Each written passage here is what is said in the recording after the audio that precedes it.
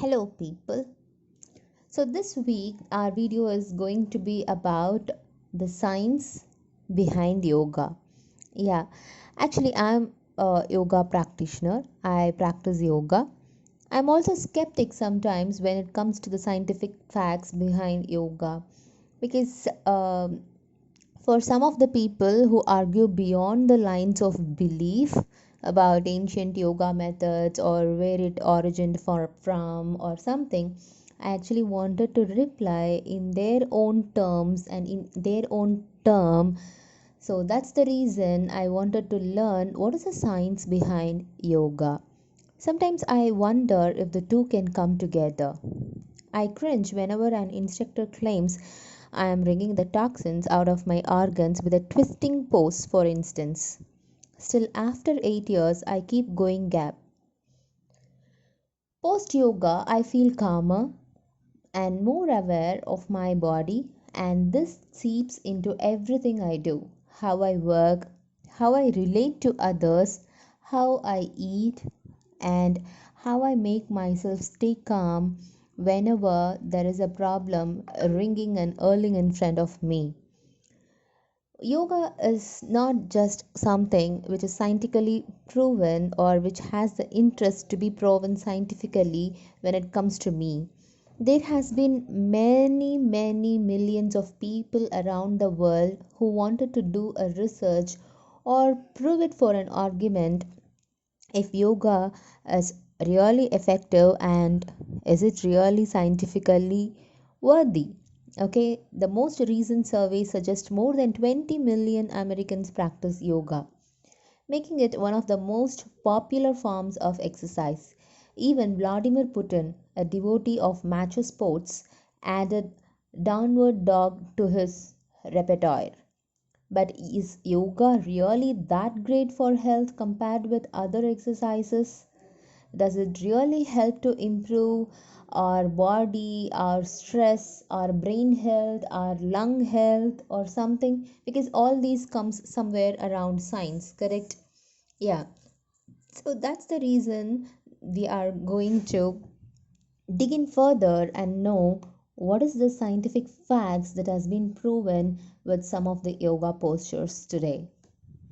The first randomized trial or a high quality experiment, for example, on yoga was published in the year 1955 in The Lancet. It showed that yoga was more effective than relaxation for reducing high blood pressure. But that trial only involved 34 participants and all of them already had high blood pressure. So it was difficult to know whether the effect of yoga would bear out in a larger trial of healthy people. Since then, the number of yoga studies has dramatically increased, but the field is plagued by some of the same problems of early study, religious miscommunications, the origin, and various things. Okay, for most conditions, the main problem is we don't have enough evidence yet to prove that yoga is something that is worthy for our body.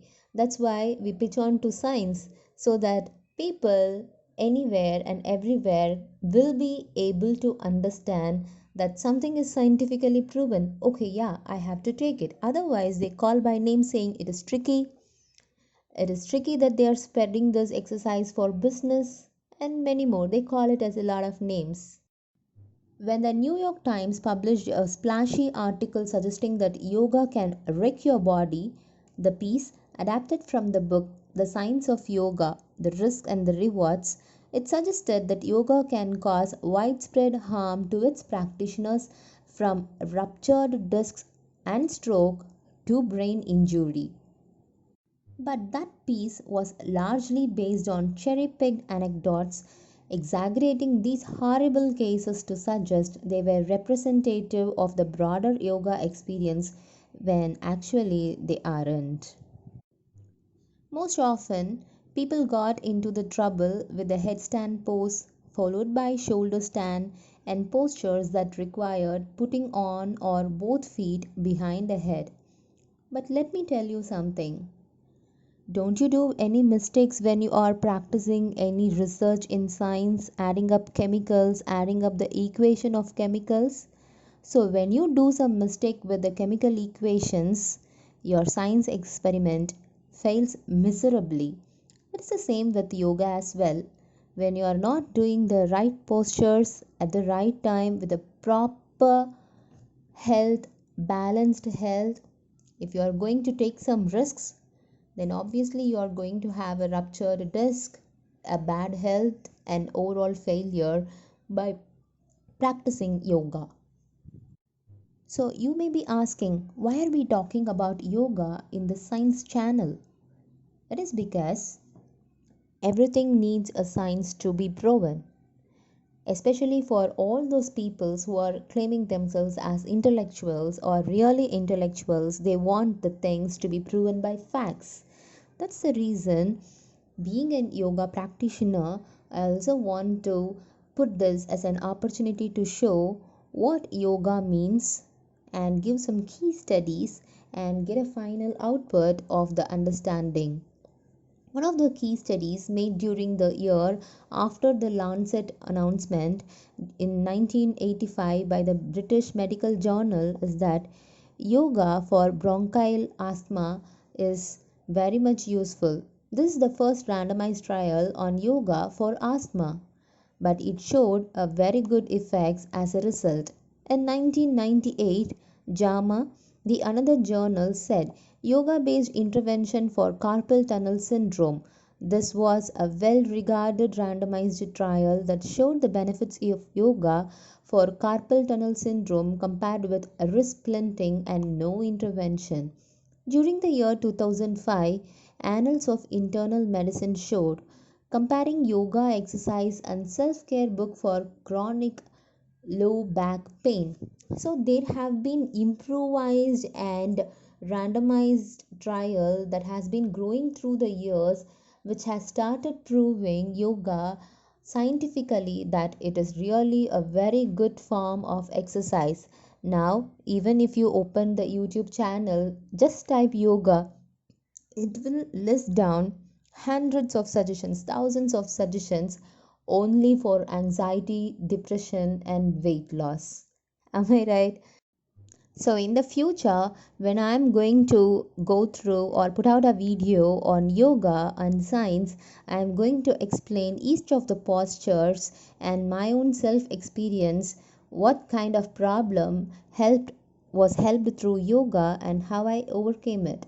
Okay, there are many cases where yoga is also used directly as a therapy, especially for psychological conditions such as post traumatic stress disorder, but the evidence for that still remains weak. Yoga has sometimes been marketed with pseudoscientific claims for specific benefits.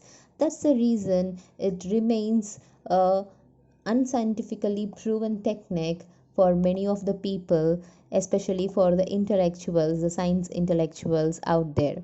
Among its many beneficial effects, yoga has been shown to increase strength, flexibility, balance, enhance immune system, lower the blood sugar and cholesterol levels, and also improve psychological well-being. One of the yoga's most prominent effects, of course, is stress reduction. I'm sure in my next video, I'm really going to talk about the yoga, which is going to help you with stress reduction and relief from your stress.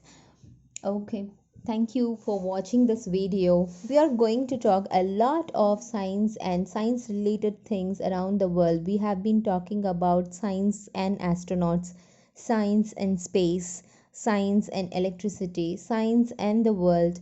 Today, science and yoga. This channel is going to showcase more about science and things around the world. Thank you so much for watching. Have a nice day.